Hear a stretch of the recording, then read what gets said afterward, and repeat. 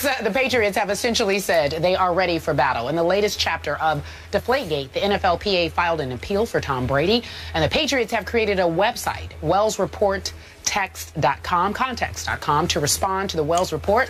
The Pats claim the report's conclusions are incomplete, incorrect, and lack context, ignore scientific explanations for the drop in football's inflation and the use of different air pressure gauges. They claim the report ignores testimony given to investigators and misinterprets text messages between team employees that were meant to be humorous and not a plot to improperly deflate footballs. The rebuttal also says there is no evidence Brady preferred deflated footballs. Several key takeaways about Jim McNally we should also talk about. Pat say he didn't have enough time to deflate footballs in a minute and 40 seconds. Also, the term deflator was used because McNally was often known as a guy who was trying to lose weight. Digest all of that. Skip Bayless. Are you trying to bias this question, Carrie? I just want everyone to digest I think it you all. just allowed your own commentary. Digest it all. Your objective setup. Oh, objective. Huh? Right? Okay. What do you make of it, Skip Bayless? Stephen A. Smith. I'm going to ask everyone out there in TV land, and you too, Mr. Smith, to please step back for a moment and let it sink in what just happened. One of the most respected owners in the National Football League, maybe the most respected owner, Robert Kraft, a man that you, Stephen A. Smith, often refer to on this show as Mr. Kraft. I also do. Mr. Kraft. Maybe the strongest, staunchest supporter of Roger Goodell of all the owners in the National Football League, just broke ranks, just went rogue, just broke all the NFL owners' rules, and he attacked the report commissioned by the commissioner, Roger Goodell. In effect, Robert Kraft just attacked the credibility, publicly attacked it, of Roger Goodell. So Robert Kraft just went Al Davis on Roger Goodell. He just went Mad Max on Roger Goodell. he just went website. He went website on Roger Goodell. I mean, they established a website for this 20,000-word report. You're right. Are you kidding me? Robert Kraft. No, this is no Jerry Jones we're talking about here. No knee-jerk, crazy owner who might just do any or say anything at any moment. No, this is a man who looks before he leaps. And he just leaped all over one Roger Goodell with a 20,000-word report written by the attorney who sat in on every interview conducted by Ted Wells and Associates to come up with the Wells report. And Stephen A. Smith, this rebuttal says in the big picture that Ted Wells arrived at his more probable than not conclusion by taking all of these texts completely out of context, by connecting disconnected dots. The rebuttal also brings in the commentary provided by a Nobel Prize-winning scientist who completely debunks Wells' findings by pointing out that the Colts footballs were checked indoors near the end of halftime of the AFC Championship game. So obviously, in warmer climate, they had time to inflate. Warmth inflates. I thought that was fascinating, and I thought that held a lot of water. I took that one to my bank. I also like the explanations provided that Tom Brady increased his contact with Jastrzemski, the equipment assistant, because the guy was suddenly thrust onto such a hot seat that Brady's close to him, and he just wanted to make sure that he was surviving okay emotionally and psychologically. He was about to be under a lot of fire. I can buy that. That's consistent with Tom Brady's personality and persona that we've seen for years and years and years. Wouldn't you say Tom Brady's had a spotless reputation in the National Football League? Wouldn't you say he's as good a guy as we've ever seen come down the pike as far as how he treats people? I would. And I've talked to a whole lot of people about him. I've never heard of one discouraging word about Tom Brady. And I must say, it is certainly plausible that this McNally character did actually stop at the restroom to use the restroom for a minute and 40 seconds. Is that enough time? to do your business and wash your hands and leave? I don't know. I say yes. Okay. I say yes. You can do it in a minute 40? I can do it in a break on the show. Right. I'd be just fine doing it in a break on this show. Now, to be completely objective here, though, I did not love the suggestion that McNally was referring to himself as the deflator because he's attempting to lose weight. Yeah. You know what I thought that was? Yeah. I thought that they were trying to parody the Wells report because it was often laughable to me also. The more I stepped back and looked at it. So I'm thinking maybe that part of this was over-the-top parody of the Wells report. I'll give you that much. But in the end, all I know for sure is that the man that you respect more than any other owner, because you've often told me that, just declared war Game on the commissioner he has staunchly supported. Go ahead. First things first, let me say that referring to yourself as the deflator because you're trying to lose weight is so damn laughable. It's ridiculous. Okay, it just shows. Okay, I'll give you that it just one. shows. It just keep shows going. how desperate the lawyers were reaching to go there. Don't rush me. I just listened to you for 5 minutes. I'm gonna take my time. Relax. It was actually 2 minutes and 40 seconds. It wasn't. Which was well under like 5 your minutes record and 40 of 7 seconds. minutes and Okay. 18 seconds. You guys, come on now. The difference between me and you is that you always interrupt me when I'm getting ready to make a point because you don't want people to hear my point. Let the kind man in Chicago go. Go ahead, sir. I'm not rushing. I got all the time in the world. Here's the deal. Go ahead. Make jokes. Because you got no ammo to fire back.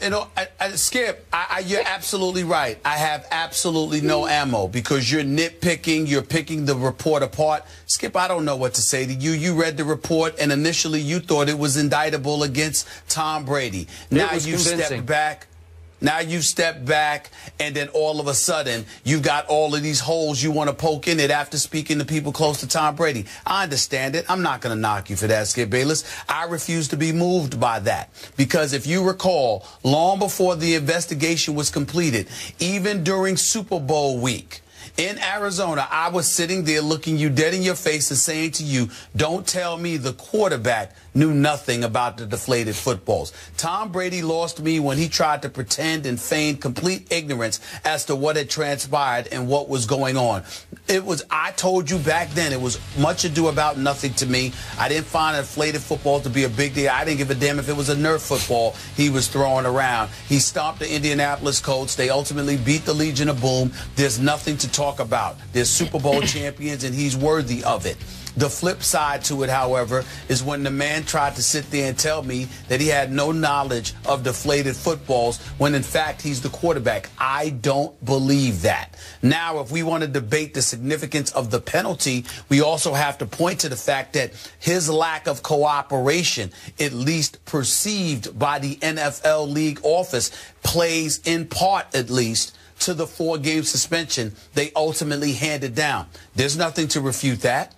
The fact of the matter is that you were not willing to turn over your electronic emails, text messages, your electronic information after they had asked for it, and that played a role in them handing down the suspension that they handed down.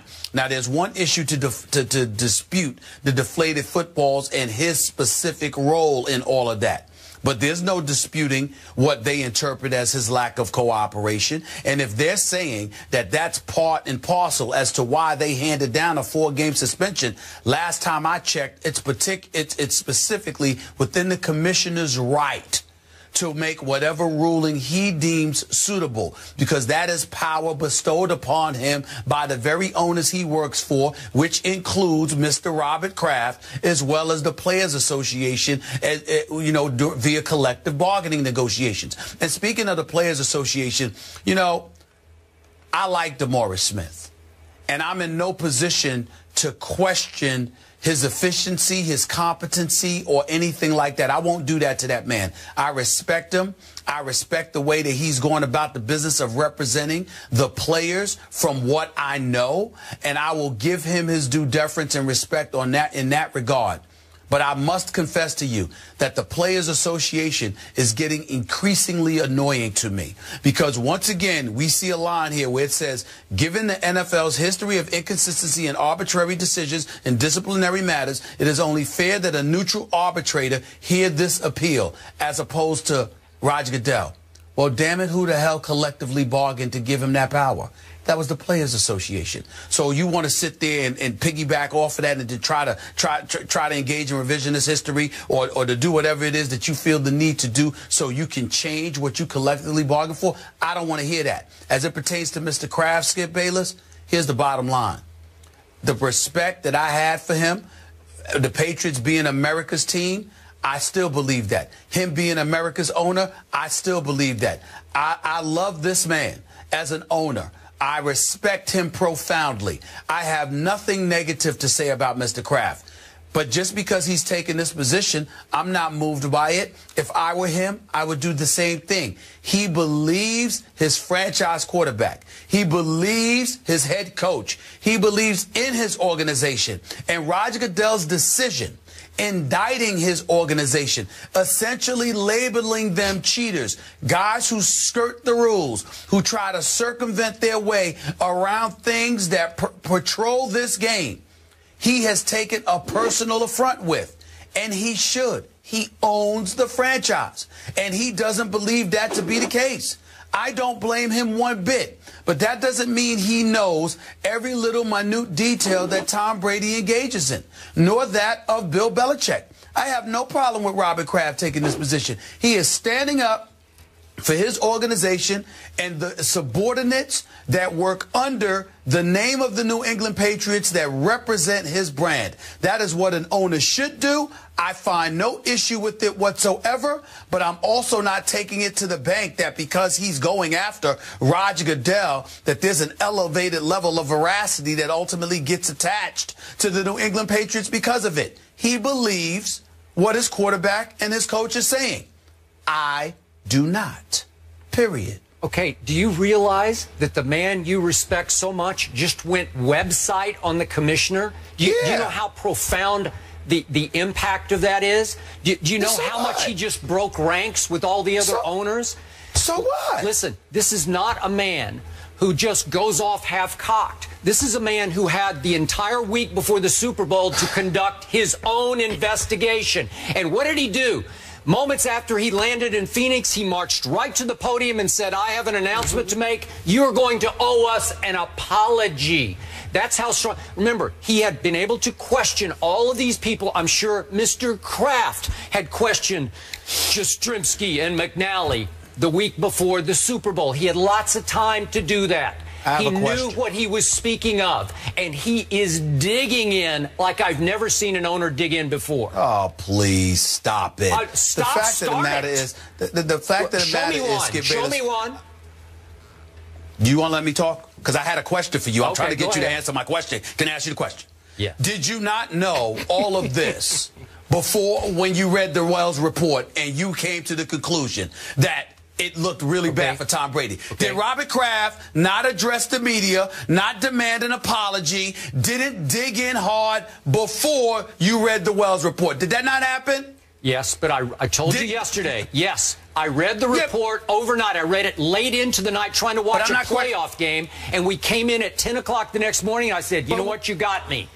I still believe in Tom Brady, but there's such a preponderance of circumstantial evidence, including... But that's not what I'm getting at. What I'm saying to you is, don't you give me Robert Kraft because you knew what his position was before he went to this link. You knew he was coming because you knew he was going to stand up for the Patriots. But you knew he was going to stand up for the Patriots. You knew he was going to stand up for Bill Belichick. You knew he was going to stand up for Tom Brady. He had already demanded an apology. Skip, I'm not surprised by this. This does not move me. I fully expected this from Robert Kraft because he believes in his personnel. That doesn't mean that he knows definitively. He just believes Tom Brady. That's all this is. Okay. He's standing up for his guy. He believes that Tom Brady is 100% innocent. If Brady had even hinted that, well, we did fudge it occasionally, I agree. There's no way he's doing this. he would just say, you got us, we're going to take our medicine I agree. here. You know, Okay. okay. All right, so look, so now that we know that they're fighting, let's talk about the next step. Bias this question, Carrie? And I just want everyone to digest I think it you all. just allowed your own commentary. to seep Digest into it all. Your objective setup. Oh, objective, huh? Right? Okay, what do you make of it, Skip Bayless? Stephen A. Smith, I'm going to ask everyone out there in TV land, and you too, Mr. Smith, to please step back for a moment and let it sink in what just happened. One of the most respected owners in the National Football League, maybe the most respected owner, Robert Kraft, a man that you, Stephen A. Smith, often refer to on this show as Mr. Kraft. I also do. Mr. Kraft. Maybe the strongest, staunchest supporter of Roger Goodell of all the owners in the National Football League, just broke ranks, just went rogue, just broke all the NFL owners' rules, and he attacked the Patriots have essentially said they are ready for battle. In the latest chapter of Deflategate, the NFLPA filed an appeal for Tom Brady, and the Patriots have created a website, context.com, to respond to the Wells report. The Pats claim the report's conclusions are incomplete, incorrect, and lack context, ignore scientific explanations for the drop in football's inflation and the use of different air pressure gauges. They claim the report ignores testimony given to investigators and misinterprets text messages between team employees that were meant to be humorous and not a plot to improperly deflate footballs. The rebuttal also says there is no evidence Brady preferred deflated footballs. Several key takeaways about Jim McNally we should also talk about. Pat say he didn't have enough time to deflate footballs in a minute and 40 seconds. Also, the term deflator was used because McNally was often known as a guy who was trying to lose weight. Digest all of that. Skip Bayless. Are you trying to report commissioned by the commissioner, Roger Goodell? In effect, Robert Kraft just attacked the credibility, publicly attacked it, of Roger Goodell. So Robert Kraft just went Al Davis on Roger Goodell. He just went Mad Max on Roger Goodell. he just went website. He went website on Roger Goodell. I mean, they established a website for this 20,000-word report.